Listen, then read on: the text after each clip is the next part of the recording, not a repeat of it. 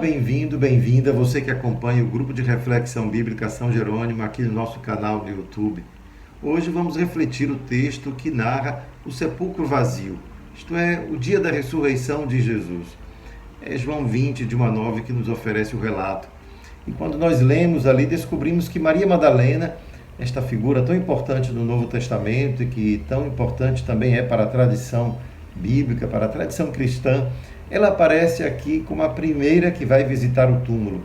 Não, quem sabe, como em Lucas ou no outro evangelho, em que vão lá para, quem sabe, terminar o serviço de preparar o corpo de Jesus sepultado às pressas. Não, isso já foi feito antes. José de Arimateia, no capítulo 20, já encontramos.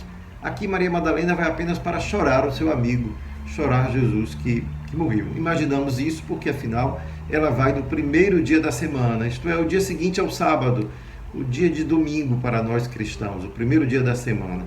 E é ali, no primeiro dia da semana, que Maria Madalena vai ao sepulcro, provavelmente para chorar o seu amigo Jesus que foi ali sepultado. E lá encontra, portanto, a pedra rolada e nada dentro do túmulo.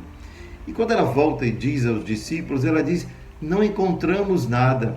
E a gente pode muito bem se perguntar, como assim se o relato só fala de Maria Madalena?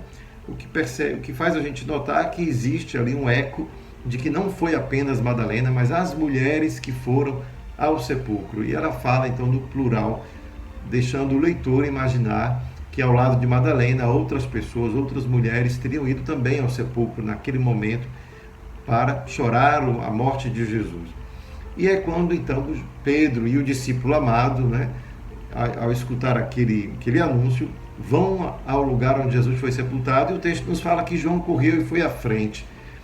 E João, como o discípulo que ele amava, vai à frente, dando-nos a ideia do quanto provavelmente isso nos faz entender que ele era mais jovem do que Pedro, corria mais rápido. Mas curioso é que ele não entra. E aí nós nos perguntamos, mas por que João não entra? E aí a gente vai ter que se refazer uma tradição do Antigo Testamento. Afinal, são precisos dois para que um testemunho seja válido. Então João não entra, ele espera Pedro, porque afinal ele pode tornar o seu testemunho inválido. É preciso então que ele espere que um segundo apareça.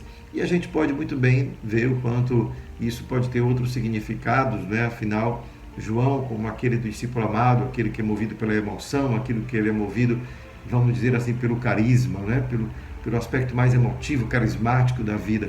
E Pedro, aquele mais institucional, aquele que tem a precedência, Pedro poderia representar também aquele que fala em nome de todos. Então é preciso que ele, do ponto de vista da sua função, da sua responsabilidade, ser o primeiro entre pares, possa ter a precedência para entrar no túmulo. E é exatamente isso que acontece. João dá a precedência a Pedro, embora ele tenha chegado antes.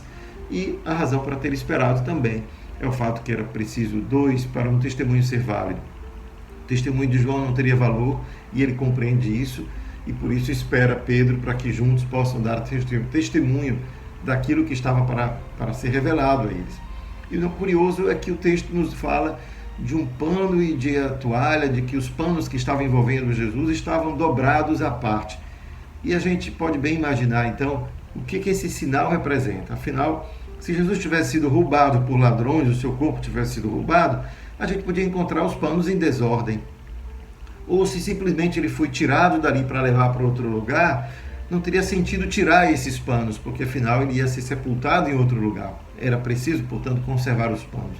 Daí que esses panos arrumados em lugar à parte é sinal para os dois de que algo extraordinário aconteceu e que provavelmente, fazendo memória do que ocorreu com Lázaro, que sai do túmulo, estava enfaixado, e a gente vê ali como que a atitude de Jesus que pede que desenfaixe, desenrole Lázaro, revela o quanto a memória dos discípulos recorda que Jesus, ele tem sobre a morte, portanto, um poder especial. Esse poder que ele manifestou em Lázaro agora é recordado. De fato, os textos vão nos falar da ressurreição logo em seguida. É quando nasce na cabeça dos discípulos a ideia da ressurreição, agora iluminada, claro, pelo que as Escrituras diziam. O texto se conclui dizendo assim, agora eles compreendiam o que as Escrituras falavam, sobre a ressurreição. Portanto, o mistério da ressurreição, ele começa a se desvelar aos discípulos a partir desse sinal. O túmulo vazio, os panos arrumados à parte, mostrando, portanto, que aquele que ressuscita, ressuscita como Senhor, Senhor da vida. Isso é o que a comunidade cristã proclama.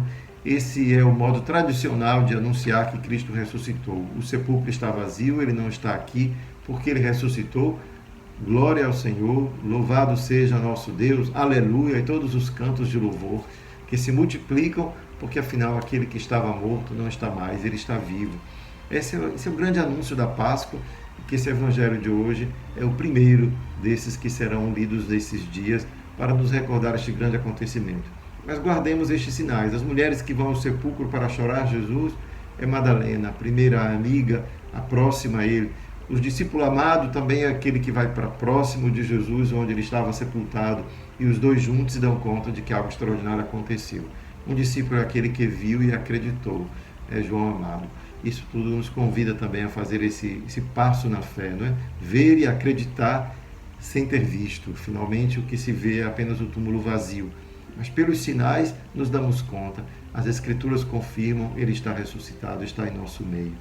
Que este grande anúncio cristão que marca e que é a razão para a fé, a razão para estarmos aqui agora conversando, a razão para que os evangelhos tenham sido escritos, a razão para o testemunho de tantos e tantas ao longo dos séculos terem proclamado, aleluia, ele ressuscitou, abrindo-nos, portanto, para todos nós um sinal de esperança, uma porta de esperança para a vida. Que assim seja na vida de cada um de nós nesse tempo de Páscoa, que a ressurreição nos anime, nos motive por dentro a renovar todos os espaços da vida, todos os espaços do mundo. É isso que o Senhor espera de cada um de nós. Um grande abraço.